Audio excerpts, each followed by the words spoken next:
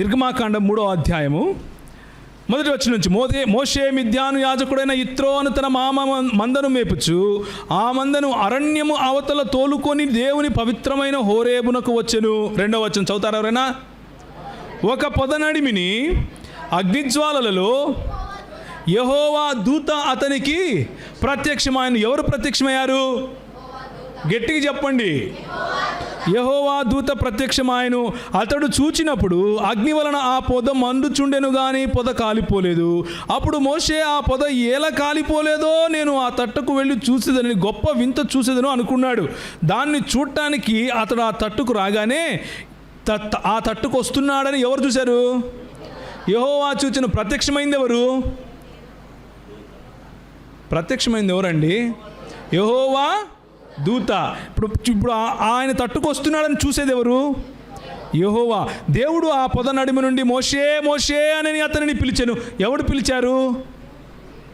ఎవరు పిలిచారు? ఆ పొద నడిమి నుండి ఎవరు పిలిచారు? దేవుడు అని రాసిందా లేదా? యెహోవా దూత అంటారేంటి? అక్కడ దేవుడు అని రాసిందా లేదా? దేవుడు పిలిచాడు. దేవుడు పిలిస్తే ఈయనకు వినపడిందా లేదా? మరేంది యేసుప్రభు ఏంది? ఎప్పుడు దేవుని స్వరం వినలేదు మీరు అంటాడు. మీకు అర్థమవుతుందా నేను అడిగే ప్రశ్న? లేదా? ఇది పట్టుకుని చాలామంది అడుగుతారు మిమ్మల్ని, మీ బైబిల్లో ఎన్ని కాంట్రడిక్షన్స్ ఉన్నాయి చూసారా, ఎంత దరిద్రం ఉందో చూసారా, మీరు ఏం రాసుకున్నారో కూడా తెలియదే మీ బైబిల్లో అని ప్రశ్నలు వేస్తారు. మనము 30 సంవత్సరాలు, 20 సంవత్సరాలు, 15 సంవత్సరాలు, కొంతమంది అయితే 60 సంవత్సరాల నుంచి క్రైస్తవులంగానే ఉంటాం. ఎక్కడ వేసిన గొంగలి అక్కడే. ఏసే ఏసే ఏసే కాలు నచ్చాంది వేసే, దీన్ని ముట్టినాయన ఏసే ఏసే ఏసే కాలు నచ్చాంది వేసే, చేయి నచ్చాంది వేసే, తల నచ్చా. ఇదే మన బతుకు. కానీ కొంచెం ముందుకు వెళ్దాం. దేవుడు ఏంటి? ఆయన ఉనికి ఏంటి? ఆయన ప్రత్యక్షతలు ఏంటి? ఆయన యొక్క గొప్పతనం ఏంటి? ఆయన ఔన్నత్యం ఏంటి? ఆయనతో నాకున్న సంబంధం ఏమిటి? నేను ఆయనలో ఏమై ఉన్నాను అన్న విషయాలను మనం పట్టించుకుంటే ఇలాంటి ప్రశ్నలకు చాలా స్పష్టంగా, చాలా సూటిగా మనకు సమాధానాలు దొరికిపోతాయి. అప్పుడు దానిని చూచుటకు అతడు ఆ తట్టు వచ్చుట యెహోవా చూచెను. ఆ తరువాత నీ పాదముల నుండి నీ చెప్పులు విడువము, నీవు నిలిచియున్న స్థలము పరిశుద్ధ స్థలము అన్న తర్వాత 14వ వచనం చూడండి. అందుకు దేవుడు అంటే ఇప్పుడు మోషే మాట్లాడుతూ అంటున్నాడు, నువ్వు నన్ను పంపిస్తున్నావు, బాగానే ఉంది. ఎవరు పంపిస్తున్నారు అంటే నేనేం చెప్పాలి, ఎవరి పేరు చెప్పాలి అని అంటే, అందుకు దేవుడు నేను ఉన్నవాడను అనువాడనై ఉన్నానని మోషేతో చెప్పెను. మరియు ఆయన ఉండునను వాడవు మీ యొద్దకు నన్ను పంపెనని నీవు ఇశ్రాయేలీయులతో చెప్పవలెను. మరియు దేవుడు మోషేతో ఇట్లనెను, మీ పితరుల దేవుడైన యెహోవా అనగా అబ్రహాము దేవుడు, ఇస్సాకు దేవుడు, యాకోబు దేవుడు అయిన యెహోవా మీ యొద్దకు నన్ను పంపెనని నీవు ఇశ్రాయేలీయులతో చెప్పు. ఎవరి దేవుడంట? అబ్రహాము దేవుడు, ఇస్సాకు దేవుడు, యాకోబు దేవుడు అని దేవుడు సొంతంగా తన పరిచయం ఇచ్చుకుంటున్నాడు. నేను ఈరోజు ఉదయం మన ప్రోగ్రాం అయిపోయిన తర్వాత వెనకాల ఒక బ్రదర్తో కలిస్తే, అన్న మీది బెల్లంపల్లి కదన్నా అన్నాడు. కాదు బాబు, నేను ప్రవీణ్ కుమారే, కానీ బెల్లంపల్లి ప్రవీణ్ కాదు. అర్థమవుతుంది కదా? నేను ప్రవీణ్ కుమారే కానీ బెల్లంపల్లి ప్రవీణ్ కుమారు కాదు. నేను ప్రవీణ్ కుమార్ పగడాల. అలాగే దేవుళ్ళు చాలామంది నువ్వు అనుకోవచ్చు నాయన, కానీ నేను అలాంటి దేవుణ్ణి కాదు. ఏ దేవుణ్ణి? అబ్రహాము దేవుణ్ణి, ఇస్సాకు దేవుణ్ణి, యాకోబు దేవుణ్ణి. దేవుడు తన పరిచయ పత్రికను చూపిస్తున్నాడు. దేవుడు తన ఆధార్ కార్డు చూపిస్తున్నాడు. ఇదిగో ఇది నేను. నువ్వు ఎవరిని పడితే వాడిని ప్రవీణ్ కుమార్ అనుకోబాకు. ప్రవీణ్ కుమార్లు చాలా మంది ఉంటారు నాయన, కానీ నేను వేరు వాళ్ళు వేరు అని చెప్పడం కోసం డిస్టింక్షన్ ప్రభు చూపిస్తున్నాడు. చాలామంది దేవుళ్ళు ప్రజల మనసుల్లో ఉండవచ్చు, కానీ నేను అద్వితీయుడైనటువంటి దేవుణ్ణి. ఏమని చెప్పమన్నాడు? ఇశ్రాయేలు వినుము, నీ దేవుడైన యెహోవా అద్వితీయుడు, ఆయనను పోలినవాడు ఇంకొకడు లేడు, ఆయనను పోలిన దేవుడు ఇంకొకడు లేడు. నువ్వు ఎంత కష్టపడినా నాలాంటి దేవుడిని నువ్వు సృష్టించుకోలేవు. నువ్వు ఆవుని చేసుకోవచ్చు, దూడని చేసుకోవచ్చు, చెట్లను చేసుకోవచ్చు, పాములు చేసుకోవచ్చు, పుట్టలు చేసుకోవచ్చు.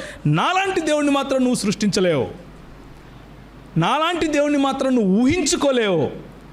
నీ ఊహకు అందని వాణ్ణి. I'm unique.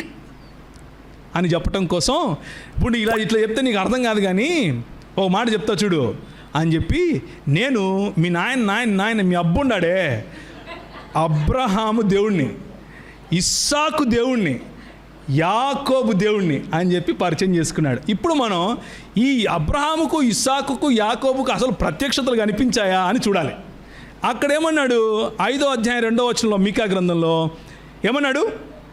పురాతన కాలము నుండి శాశ్వత కాలం తన ప్రత్యక్షతలు చూపిస్తూ వస్తున్నాడు అని అంటే అబ్రహాముకు కూడా కనిపించి ఉండాలి కదా, ప్రత్యక్షత కలిగి ఉండాలి కదా, అవునా కాదా? ఇస్సాకుకు కలిగి ఉండాలి, యాకోబుకు కలిగి ఉండాలి. ఎందుకు? మోషేకు కలిగిన ప్రత్యక్షతలో ఏమని చెప్తున్నాడు? నేను అబ్రహాం దేవుణ్ణి, ఇస్సాకు దేవుణ్ణి, యాకోబు దేవుణ్ణి అంటున్నాడు. ఇప్పుడు అబ్రహాం దగ్గరికి వెళ్దాం. మళ్ళీ 12వ అధ్యాయం మనం ఆల్రెడీ చదివాం. 12వ అధ్యాయంలో అబ్రహాముకు కలిగిన ప్రత్యక్షతను మనం చూసాం. ఆయన మాటను విని ఆయన తన కుటుంబాన్ని తీసుకుని బయలుదేరి వెళ్ళిపోయాడు. అబ్రహాము భార్యల్లో 2వ భార్య అయినటువంటి హాగరుకు కలిగిన ప్రత్యక్షత చూడండి 16వ అధ్యాయంలో. యెహోవా దూత అరణ్యములో నీటి బుగ్గ యొద్ద అనగా ఎవరు కనిపించారు? 7వ వచనం చూడండి, 16వ అధ్యాయం 7వ వచనం. యెహోవా దూత అరణ్యములో నీటి బుగ్గ యొద్ద అనగా షూరు మార్గములో బుగ్గ యొద్ద ఆమెను కనుగొని 9:30 అయిపోయింది. ఇప్పుడు ఎట్లా? వెనకాల చేతులు చూపిస్తున్నాడు ఆయన. ముందుకు పోవాలని వద్దా? సరే, ఈ ప్రత్యక్షతలు మాత్రం చెప్పేసి వదిలేద్దాం ఈరోజుకి. రేపు బైబిల్ స్టడీలో మీరు వస్తే ఇంకా ఎక్కువగా చదువుకునే ప్రయత్నం చేద్దాం. సో హాగరుకు కలిగిన ప్రత్యక్షత ఏమిటి అంటే, యెహోవా దూత అరణ్య మార్గములో నీటి బుగ్గ యొద్ద అనగా షూరు మార్గములో బుగ్గ యొద్ద ఆమెను కనుగొని, శారాయి దాసివైన హాగరు ఎక్కడి నుండి వచ్చితివి, ఎక్కడికి వెళ్ళుచున్నావు అడిగినందున అది నా యజమానురైన అంటూ ఆమె మొత్తం స్టోరీ చెప్పింది. అప్పుడు యెహోవా దూత నీ యజమానురాలు యొద్దకు తిరిగి వెళ్ళి ఆమె చేతి క్రింద అణిగి మణిగి ఉండుము అని దానితో చెప్పెను. ఇప్పుడు ఆఖరి వచనం చదవండి అదే చాప్టర్లో. హాగరు దానిపైన చదవమ్మా ఒక్క నిమిషం.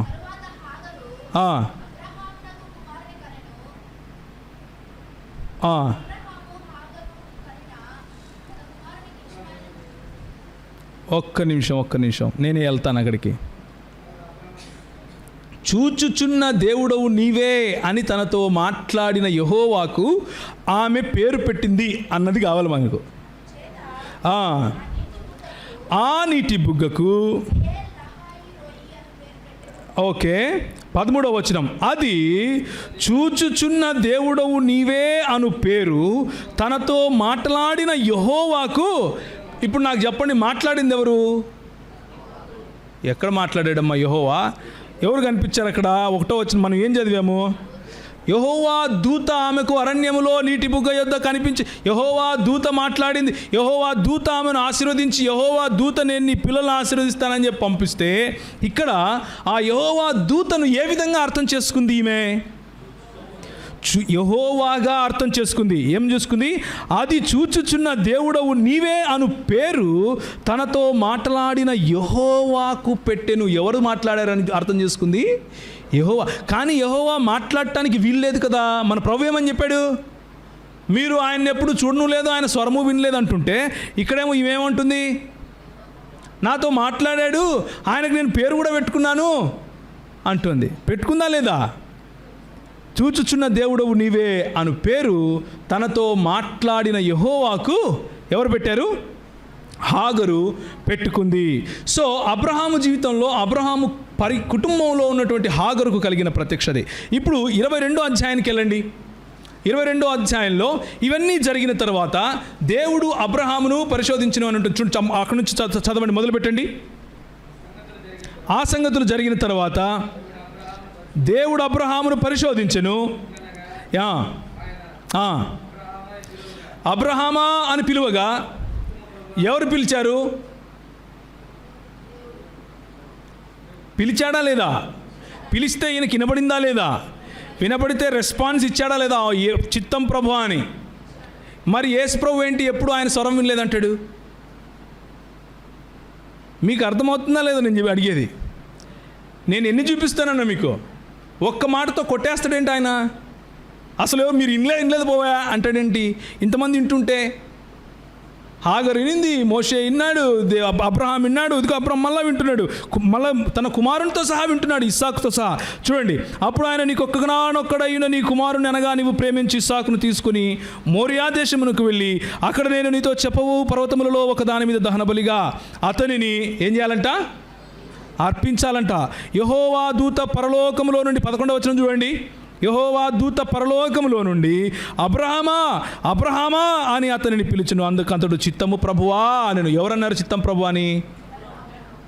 దేవుడు పిలిస్తే ఏమన్నాడు? చిత్తం ప్రభువా అన్నాడు. ఇప్పుడు ఎవరు పిలుస్తున్నారు? యెహోవా దూత పిలుస్తున్నాడు. యెహోవా దూత పిలిస్తే ఏమంటున్నాడు? చిత్తం ప్రభువా అంటున్నాడు. అప్పుడు ఆయన, ఆ చిన్నవాని మీద నీ చేయి వేయకుము, అతనిని ఏమీ చేయకుము, నీకు ఒక్కగానొక్కడయ్యున్న నీ కుమారుని నాకు ఇదేంటి? దేవునికి అనాలి కదా. నీకొక్కగానొక్కడయ్యున్న నీ కుమారుని దేవునికి అనాలి కదా. ఇక్కడ ఏమంటున్నాడు? నీకొక్కగానొక్కడయ్యున్న నీ కుమారుణ్ణి నాకియ వెనుదీయలేదు కనుక నీవు దేవునికి నాకీయడానికి వెనుదీయకపోతే దేవునికి భయపడ్డం ఏంటి? నాకు ఇవ్వడానికి నువ్వు వెనుక తీయకపోతే నాకు భయపడుతున్నావు అనాలి, కానీ నాకు ఇవ్వడానికి నువ్వు వెనుదీయలేదు కాబట్టి దేవునికి భయపడుతున్నావు అంటాడేంటి ఈ దూత? మీకు అర్థమవుతుందా నేను మాట్లాడే మాటలు? మీకు అర్థమవుతుంటే నాకు అర్థమైనట్లే, అందుకే అడుగుతున్నా. యెహోవా దూత పరలోకములో నుండి మళ్ళీ అనేది. యెహోవా దూత రెండవ మారు పరలోకములో నుండి అబ్రహామును పిలిచి ఇట్లా, నేను నీ ఒక్కడై ఉన్నా నీ కుమారుణ్ణి నాకియ వెనుదీయలేదు గనుక ఈ కార్యము చేసినందున నేను నిన్ను ఆశీర్వదించాల్సింది ఎవరు? 12వ అధ్యాయంలో నేను నిన్ను ఆశీర్వదిస్తాను అని చెప్పింది ఎవరు చెప్పారండి? దేవుడు. ఇక్కడ ఎవరు ఆశీర్వదిస్తున్నారు? యెహోవా దూత రెండవ మారు పరలోకములో నుండి నేను నిన్ను ఆశీర్వదించి ఆకాశ నక్షత్రముల వలె సముద్ర తీరమందరి ఇసుక వలె నీ సంతానమును నిశ్చయముగా విస్తరింపజేసేదను అంటూ యెహోవా దేవుడు ఇచ్చినటువంటి ఆశీర్వాదాన్ని నేనే ఇచ్చేది నీకు అంటూ యెహోవా దూత మాట్లాడుతూ ఉన్నట్లుగా ఇక్కడ స్పష్టంగా దేవుని వాక్యము. ఇప్పుడు అబ్రహాము ప్రత్యక్షత అయిపోయింది. ఇక్కడ ఇస్సాకు కూడా ఉన్నాడు కదా. ఇస్సాకు అబ్రహాము కలిసి వెళ్ళారు కదా. సో ఇక్కడ చూడండి, అబ్రహాము ఆ చోటికి యెహోవా ఈరే అని పేరు పెట్టెను, అందుచేత యెహోవా పర్వతం మీద చూచుకొనును అని నేటి వరకు చెప్పబడును. యెహోవా ఈరే మాట్లాడిందేమో యెహోవా దూత, ఇమ్మన్నదేమో యెహోవా దేవుడు. ఏం చేయాలో తెలియక యెహోవా ఈరే అని పేరు పెట్టేశాడు ఈయన అనుకుంటారా? అంతే అంటారా? ఆయనకు అర్థం కాలేదంటారా? ఆయనతో మాట్లాడింది, ఆయనను ఇమ్మంది, ఆయనను ఆపింది యెహోవాయే అని గుర్తించాడు కాబట్టే యెహోవాయే చూచుకొనును అని యెహోవా ఈరే అనే పేరు పెట్టాడు. ఇప్పుడు యాకోబు ప్రత్యక్షత చూడండి, 32వ అధ్యాయం. యాకోబు మిక్కిలి భయపడి తొందరపడి ఏశావు ఒక గుంపు మీదికి వచ్చి దానిని హతము చేసిన ఎడల మిగిలిన గుంపు తప్పించుకొని పోవును అనుకొని తనతో ఉన్న జనులను, మందలను, పశువులను, ఒంటెలను 2 గుంపులుగా విభాగించి అప్పుడు యాకోబు, నా తండ్రి అయిన అబ్రహాము దేవా. ఇప్పుడు మళ్ళీ యాకోబు ఇదే ఐడెంటిటీ కార్డ్, ఆధార్ కార్డు వాడుతున్నాడు. ఏమని? నా తండ్రి అయిన అబ్రహాము దేవా, నా తండ్రి అయిన ఇస్సాకు దేవా, నీ దేశమునకు నీ బంధువుల యొద్దకు తిరిగి వెళ్ళుము, నీకు మేలు చేసేదను అని నాతో చెప్పిన యెహోవా అంటూ ప్రార్థన చేస్తున్నాడు. అంటే యాకోబుకు యెహోవా ఎవరో తెలుసు, అవునా కదా? యాకోబుకు యెహోవా ఎవరో తెలుసు. యాకోబుకు అబ్రహాము దేవుడు ఎవరో తెలుసు. యాకోబుకు ఇస్సాకు దేవుడు ఎవరో తెలుసు. ఆ దేవుడు ఇంకెవరో కాదు, యెహోవా అని పేరు పెట్టి మరీ పిలిచి మరీ ప్రార్థన చేస్తున్నాడు. నీవు నీ సేవకునికి చేసిన సమస్తమైన ఉపకారములకు, సమస్తమైన సత్యమునకు అపాత్రుడును. ఎట్లనగా నా చేతికర్రతో మాత్రమే ఈ యోర్దాను నదిని దాటి తిని ఇప్పుడు నేను 2 గుంపులనయ్యాను, పిల్లలతో తల్లితో నన్ను చంపేస్తాడేమో అని భయపడుతూ ఉన్నప్పుడు 24వ వచనానికి వెళ్ళండి. యాకోబు ఒక్కడు మిగిలిపోయాడు. ఈ అనుభవము భయంకరమైన అనుభవం, ఒంటరితనంలో మిగిలిపోయిన అనుభవం. ఒక నరుడు తెల్లవారు వరకు అతనితో పెనుగులాడెను. తాను అతనిని గెలవకుండా చూచి తొడగూటి మీద అతనిని కొట్టెను. అప్పుడు అతడు ఆయనతో పెనుగులాడుట వలన యాకోబు తొడగూడు వసిలెను. ఆయన తెల్లవారుచున్నది గనుక నన్ను పొమ్మనగా అతడు, నీవు నన్ను ఆశీర్వదించితే గాని నిన్ను పోనీయనెను. ఆయన, నీ పేరేమని అడుగగా అతడు యాకోబు అని చెప్పెను. అప్పుడు ఆయన, నీవు దేవునితోనూ మనుష్యులతోనూ పోరాడి గెలిచితివి గనుక ఇక మీదట నీ పేరు. ఆయనతో పోరాడింది ఎవరు? ఎవరు పోరాడారు ఇక్కడ? ఒక నరుడు. ఉందా లేదా? యాకోబు ఒక్కడు మిగిలిపోయెను. ఒక నరుడు తెల్లవారు వరకు అతనితో పెనుగులాడెను. కానీ ఆ నరుడు ఆశీర్వదిస్తూ ఏమంటున్నాడు? నీవు దేవునితోనూ మనుష్యులతోనూ పోరాడి గెలిచావు అని తన్ను తాను ఎవరికి సమానంగా చెప్పుకుంటున్నాడు? దేవునికి సమానంగా చెప్పుకుంటున్నాడు. అందుకు ఆయన, నీవు ఎందు నిమిత్తము నా పేరు అడుగుతివి అని చెప్పి అక్కడి నుంచి ఆయన ఆశీర్వదించి వెళ్ళిపోతే, ఈ ఘటనను యాకోబు ఎలా అర్థం చేసుకున్నాడో చూడండి. యాకోబు, నేను ముఖాముఖిగా దేవుని చూచితిని, ఆయనను నా ప్రాణము దక్కినదని ఆ స్థలమునకు పెనూయేలు అని పేరు పెట్టాను. ఇది పెనూయేలు అనుభవం, ముఖాముఖిగా దేవుణ్ణి చూడటం. ఇదేంటి? ఒక నరుడితో పోరాడి ఈయనేమో దేవుణ్ణి చూశానంటాడేంటి? ఇంతకు అబ్రహాము దేవుడెవరు? ఇస్సాకు దేవుడెవరు? యాకోబు దేవుడెవరు? అబ్రహాము మరియు ఆయన భార్యకేమో ఎలా కనిపించాడు? యెహోవా దూతగా ప్రత్యక్షమయ్యాడు. తన ప్రత్యక్షతలో యెహోవా దూత అన్నటువంటి మాట వాడుకున్నాడు. ఇస్సాకుకు కూడా యెహోవా దూత అన్న మాట వాడుకున్నాడు. ఇప్పుడు యాకోబుకేమో ఒక నరుడు అన్న మాట వాడుతున్నాడు. ఇదే ఆదికాండం 48వ అధ్యాయానికి రండి. అతడు యోసేపును దీవించి, అంటే ఇప్పుడు యాకోబు చనిపోతున్నాడు, ముసలివాడైపోయాడు. తన కుమారుడైన యోసేపును దీవిస్తూ ఈ మాట అంటున్నాడు. నా పితరులైన అబ్రహాము ఇస్సాకులు ఎవని ఎదుట నడుచుచుండిరో ఆ దేవుడు. అంటే మళ్ళా అదే ఆధార్ కార్డు దగ్గరికి వెళ్తున్నాడు. ఏ ఐడెంటిటీ కార్డు అది? అబ్రహాము దేవుడు, ఇస్సాకు దేవుడు అన్నటువంటి ఐడెంటిటీ కార్డ్. ఎవరి ఎదుట నడుచుచుండిరో ఆ దేవుడు. నేను పుట్టింది మొదలుకొని నేటి వరకు ఎవడు నన్ను పోషించెనో ఆ దేవుడు అనగా. ఇప్పుడు మళ్ళా చెప్తున్నాడు, నువ్వు మళ్ళా కన్ఫ్యూజ్ అవ్వద్దు బాబు. ఏ దేవుడు అంటే ఈయన మా నాయన ఇస్సాకు దేవుడు, మా అబ్బ అబ్రహాము దేవుడు అంటే, మళ్ళా మా నాయన మా అబ్బ దేవుడు అంటే ఎవరంటే అని మళ్ళా దానికి వివరణ ఇస్తున్నాడు. అనగా సమస్తమైన కీడులలో నుండి నన్ను తప్పించిన దూతనా? మీ బైబిల్లో కూడా అట్లే ఉందా? ఇదేంది? సమస్తమైన కీడులలో నుండి నన్ను తప్పించిన దూత ఈ పిల్లలను ఆశీర్వదించునుగాక. హల్లెలూయా, దేవునికి స్తోత్రం కలుగునుగాక. యేసు ప్రభు వారు, మీరు ఏ కాలమందైనను ఎన్నడైనను ఆయన స్వరము వినలేదు, ఆయనను చూడలేదు అన్నది తండ్రి గురించి. తండ్రిని మీరు చూడలేదు, తండ్రి స్వరము మీరు వినలేదు.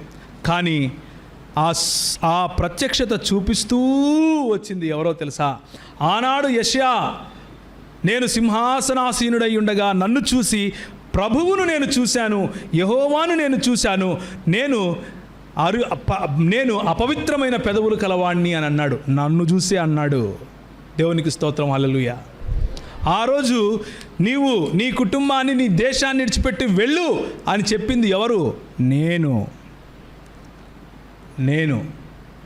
ఆ రోజు ఇస్సాకును నువ్వు బలివద్దు, నేను నిన్ను ఆశీర్వదిస్తాను అని చెప్పింది ఎవరు? నేను. ఆ రోజు నీ తండ్రి అయినటువంటి యాకోబు నుండి ఇశ్రాయేలుగా పేరు పెట్టి పిలిచింది ఎవరు? నేను. అనగా సమస్త కీడులలో నుండి నన్ను రక్షించిన దూత ఈ పిల్లలను ఆశీర్వదించునుగాక అని దేవుని వాక్యము యేసు ప్రభువును క్రీస్తుగా, ఆ క్రీస్తు పురాతన కాలము నుండి శాశ్వత కాలము ఉన్నవాడుగా, పురాతన కాలము నుండి శాశ్వత కాలము తన ప్రత్యక్షతలు చూపిస్తూ వస్తున్నటువంటి వాడిగా దేవుని వాక్యం మనకు తెలియజేస్తూ ఉంది. యెషయా గ్రంథం 48వ అధ్యాయం చదువుకొని ముగించుకుందాం. యాకోబు, నేను పిలిచిన ఇశ్రాయేలు. ఎవరు యాకోబును పిలిచారంట? దేవుడు, యెహోవా దేవుడు. నేను పిలిచిన ఇశ్రాయేలు, నాకు చెవియొగ్గి వినుము. 12వ వచనం నుంచి చదువుతున్నాను. నేనే ఆయనను, నేను మొదటివాడను కడపటివాడను, నా హస్తము భూమికి పునాది వేసెను. ఎవరి హస్తం భూమికి పునాది వేసింది? దేవుని హస్తమే కదా. వేరే ఎవరైనా భూమికి పునాది వేయగలుగుతారా? క్రైస్తవ దృక్పథంలో ఎవరూ వేయలేరు, యెహోవా దేవుడు మాత్రమే. నా కుడి చెయ్యి ఆకాశ వైశాల్యములను వ్యాపింపజేసెను, నేను వాటిని పిలువగా ఒకటి తప్పకుండా అవన్నీ నిలుచును అంటూ చెబుతూ వచ్చి 15వ వచనం, నేనే ఆజ్ఞ ఇచ్చువాడను, నేనే అతనిని పిలిచి తిని, నేనే అతనిని రప్పించి తిని, అతని మార్గము తేజరిల్లును. నా యొద్దకు రండి, ఈ మాటలు ఆలకించండి. ఆది నుండి నేను రహస్యముగా మాట్లాడిన వాడను కాదు. అది అంటే ఆ ఆది అన్నది, ఆ సమయము అన్నది, పుట్టిన కాలము మొదలుకొని నేను అక్కడ ఉన్నవాడను.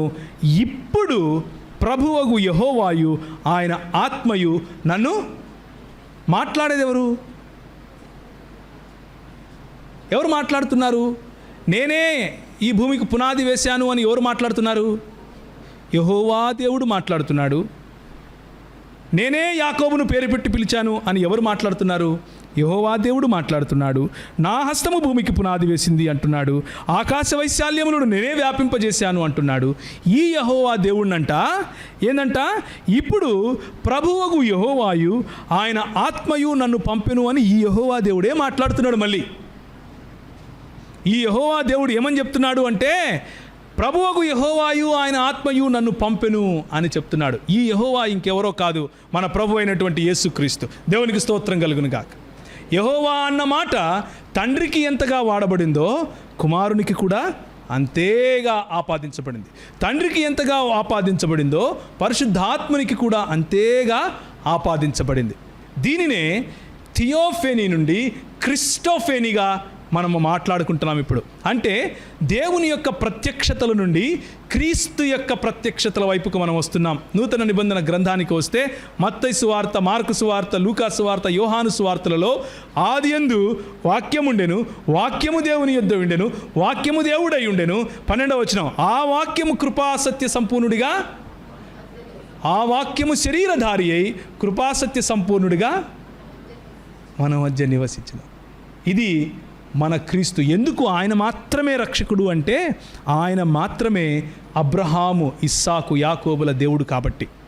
ఆయన మాత్రమే అబ్రహాము, ఇస్సాకు, యాకోబుల దేవుడు కాబట్టి తండ్రిని గణపరచినట్లుగా ప్రతి ఒక్కరూ అంటే అందరూ కుమారుని గణపరచవలనని తీర్పు తీర్చుటకు సర్వాధికారము కుమారునికి అప్పగించి ఉన్నాడు. తండ్రిని ఎలా గణపరచాలి అని యేసుప్రభువుని అడిగితే ఆయన అంటాడు, with all of your heart, with all of your mind, with all of your soul and with all of your strength అంటాడు. అవునా కదా? నీ సర్వస్వంతో ఆయనను ఆరాధించాలి, ప్రేమించాలి, సేవించాలి, ఘనపరచాలి. అలాగే నన్ను కూడా ఘనపరచాలి అని యేసు ప్రభువే స్వయంగా చెప్తున్నాడు. 5వ అధ్యాయం 23వ వచనం, రోమీయులకు రాసిన పత్రిక 9వ అధ్యాయం 5వ వచనం, పితరులు వీరివారు శరీరమును బట్టి క్రీస్తు వీరిలో పుట్టాడు. ఎప్పుడు? బెత్లెహేము, ఎఫ్రాతా, యూదా గోత్రములలో నీవు అల్పమైన దాని అనుకుంటున్నావేమో, ఇశ్రాయేలును ఏలబోవాడు నీలో నుండే వస్తాడు అన్న మాట రోమీయులకు రాసిన పత్రిక 9వ అధ్యాయం 5వ వచనంలో నెరవేరుతూ, శరీరమును బట్టి క్రీస్తు వీరిలో పుట్టెను, ఈయన సర్వాధికారి అయిన దేవుడై ఉండి నిరంతరము స్తోత్రార్హుడై ఉన్నాడు. దేవునికి స్తోత్రం కలుగునుగాక. మన యేసు ప్రభువుకు స్తోత్రం కలుగునుగాక. ఈయన నిరంతరము స్తోత్రార్హుడై ఉన్నాడు అని చెప్తూ ఉంటే నువ్వు తొడలు కొడతాను, మీసాలు తిప్పుతాను, ఈయన చిన్న దేవుడు అంటావేంది? ఈయన చిన్న దేవుడు, పక్కింటి దేవుడు కాదు, ఈయనే నిజమైన దేవుడు. తీతుకు రాసిన పత్రిక 2వ అధ్యాయం 11 నుంచి 13 వరకు, ఏలయనగా సమస్త మనుషులకు రక్షణకరమైన దేవుని కృప ప్రత్యేకమై మనము భక్తిహీనతను, ఇహలోక సంబంధమైన దురాశలను విసర్జించి శుభప్రదమైన నిరీక్షణ నిమిత్తము, అనగా ఏంటా శుభప్రదమైన నిరీక్షణ అంటే, మహాదేవుడును మన రక్షకుడును అయిన యేసుక్రీస్తు మహిమ అంట. శుభప్రదమైన ఆ నిరీక్షణ ఏమిటి అంటే, మహాదేవుడును మన రక్షకుడును అయిన యేసుక్రీస్తు మహిమ యొక్క ప్రత్యక్షత కొరకు ఎదురు చూచుచు ఇంకా ఆయన ప్రత్యక్షతలు ఇస్తూనే ఉన్నాడు. మీ జీవితంలో ఇవ్వలేదా? నా జీవితంలో ఇవ్వలేదా? ఒక్క మాటతో నా జీవితం మార్చాడు. నీవు లోకమునకు వెలుగై ఉన్నావు అని ఒక్క మాట పలికాడు, నా జీవితం ఉల్టా పుల్టా అయిపోయింది. ఈరోజు యేసు ప్రభు దాసుడిగా నేను బతుకుతున్నాను. నిన్ను అలా మార్చలేదా? నీ జీవితంలో అలా ప్రత్యక్షత రాలేదా? ఆయన ప్రత్యక్షతలు పురాతన కాలము నుండి శాశ్వత కాలము ఆయన చూపిస్తూనే వస్తున్నాడు. నువ్వేమో ఆయన ప్రత్యక్షతలు పక్కన పెట్టి ఆయన ఇచ్చే చాక్లెట్ల కోసం వెతుకుతున్నావు. ఆయన నాకు చాక్లెట్ ఇస్తే చాలు, ఆయన నా తలనొప్పి తీస్తే చాలు, ఆయన నాకు పెళ్లి చేస్తే చాలు, నేను డిగ్రీ పాస్ అయితే చాలు, నాకు కొడుకు పుట్టలేదు, ఎప్పుడూ ఆడపిల్లలే పుడుతున్నారు, యేసు ప్రభువా యేసు ప్రభు. ఆయన ఇచ్చేది ఒక ఎత్తు, ఆయనే బహుమానంగా మన జీవితంలోకి రావటం ఇంకో ఎత్తు. దేవునికి స్తోత్రం కలుగును గాక. మళ్ళీ అందరం లేచి నిలబడి ఒకసారి ఈ వాక్యాన్ని చదువుకొని ముగించుకుందాం. మళ్ళీ ప్రకటన గ్రంథం 5వ అధ్యాయం ఇప్పుడు చదవండి. With all of your heart, నీ హృదయంలో ఉన్న భక్తి, నీ హృదయంలో ఉన్న ఆరాధన ఈ దేవునికి, ఎవరు? పురాతన కాలము నుండి శాశ్వత కాలము ప్రత్యక్షతలు చూపిస్తున్నటువంటి ఈ క్రీస్తు, సోలా క్రిస్తోస్, యేసు క్రీస్తు మాత్రమే మనకు ప్రభువు అని చెప్పటానికి ఈ మాట చదవండి. 1, 2, 5వ అధ్యాయం 7వ వచనం నుంచి 1, 2, 3. ఆయన వచ్చి సింహాసనమునందు ఆసీనుడయుండు వాని కుడి చేతిలో నుండి ఆ గ్రంథమును తీసుకొనెను. ఆయన దానిని తీసుకున్నప్పుడు ఆ 4 జీవులను వీణలను ధూప ద్రవ్యములతో నిండిన సువర్ణ పాత్రలను పట్టుకొని ఉన్న ఆ 24 పెద్దలను ఆ గొర్రె పిల్ల ఎదుట సాగిలపడిరి. ఈ పాత్రలు పరిశుద్ధుల ప్రార్థనలు. ఆ పెద్దలు, నీవు యోగ్యుడవు, నీవు వధింపబడిన వాడవై నీ రక్తమిచ్చి ప్రతి వంశములోనూ ఆయా భాషలు మాట్లాడి వారిలోను ప్రతి ప్రజలలోను ప్రతి జనములోను దేవుని కొరకు మనుషులను కొని మా దేవునికి వారిని ఒక రాజ్యముగాను యాజకులుగాను చేసితివి గనుక వారు భూలోకమునందు ఏలుదురని క్రొత్త పాట పాడుదురు. మరియు నేను చూడగా సింహాసనమును జీవులను పెద్దలను ఆవరించి ఉన్న అనేక దూతల స్వరములు విలువడెను. వారి లెక్క కోట్ల కొలదిగా ఉండెను. వధింపబడిన గొర్రెపిల్ల శక్తియు ఐశ్వర్యమును జ్ఞానమును బలమును ఘనతయు మహిమయు స్తోత్రమును పొందనర్హుడని గొప్ప స్వరముతో చెప్పిరి. హల్లెలూయా, దేవునికి స్తోత్రం. ఎవరికి మహిమ ఘనత ప్రభావము చెల్లును అంటున్నారు? వధింపబడిన గొర్రెపిల్ల. నువ్వు ఇక్కడ నుంచి దేవుడిచ్చే ఆ దేవుని రాజ్యములోకి ప్రవేశించిన తర్వాత ఏం చేస్తావో తెలుసా? ఈ వధింపబడిన గొర్రెపిల్లనే ఆయన శక్తిని, ఐశ్వర్యాన్ని, జ్ఞానమును, బలమును, ఘనతను, మహిమను, స్తోత్రమును పొందనర్హుడని ఆరాధిస్తూ ఉంటావు. ఇదే నీ నిత్య జీవం అంటే. ఇదే నీ నిత్య జీవం అంటే. ఆ నిత్య జీవాన్ని కావాలి అనుకుంటే ఇక్కడ కూడా పొందగలవు. రైట్ నౌ ఇక్కడ కూడా ఆయన సన్నిధిని, ఆయన నిత్య జీవాన్ని పొందగలవు. తలలు వంచుకుంటే దేవుని వైపు చూద్దాం, ఆయనను ఆరాధిద్దాం. ఈరోజు అడుక్కునే వాళ్ళగా రావద్దు, ఆయన్ను స్తుతించే వాళ్ళుగా రండి, ఆయన్ని ఆరాధించే వాళ్ళుగా రండి. ప్రభువా, నీ యొక్క ప్రత్యక్షత పురాతన కాలము నుండి శాశ్వత కాలము చూపిస్తున్నావా? నీ ప్రత్యక్షత యొక్క ప్రణాళిక నేనా ప్రభువా? నన్ను పట్టుకోవడం కోసమా నువ్వు ఇంత చేశావు? అబ్రహాముకు కనిపించావు, హాగరుకు కనిపించావు, ఇస్సాకుకు కనిపించావు, యాకోబుకు కనిపించావు, ప్రవక్తలకు కనిపించావు, యెషయాకు కనిపించావు. నీ ప్రవచనాలు, నీ గురించిన ప్రవచనాలు నీ పుట్టుకకు 1000 సంవత్సరాల నుండి వస్తూనే ఉన్నాయంట. అవన్నీ కూడా నన్ను రక్షించటానికి. నేను ప్రతి ప్రజలలో నుండి, ప్రతి జనములో నుండి దేవుని కొరకు మనుషులను కొన్నావంట. నా జనంలో నుంచి నన్ను కొన్నావు, నా ప్రజల్లో నుంచి నన్ను కొన్నావు. ఈ 2 మాటలు ప్రభువుకు చెప్పి ప్రభువును ఆరాధించండి, ప్రభువును స్తుతించండి. ఏ ఒక్కరూ మౌనంగా ఉండద్దు. మీ నోర్లు తెరిచి ప్రభువును స్తుతించండి. మీ నోర్లు తెరిచి గొర్రెపిల్ల ఎదుట సాగిలపడి ఆయనకు జ్ఞానమును, ఆయనకు స్తుతిని, ఆయనకు మహత్యమును, ఆయన గొప్ప స్వరముతో స్తోత్రాన్ని, ఘనతను, మహిమను చెప్పండి. ఆ గొర్రెపిల్ల ఎదుట సాగిలపడి ఆయన్ను స్తుతించండి. ఆయన సన్నిధిని అనుభవించండి. ఆయన ప్రత్యక్షతను పొందుకోండి. ఆయన ప్రత్యక్షత చిరకాలం అంటే సదాకాలము ఇచ్చేవాడు.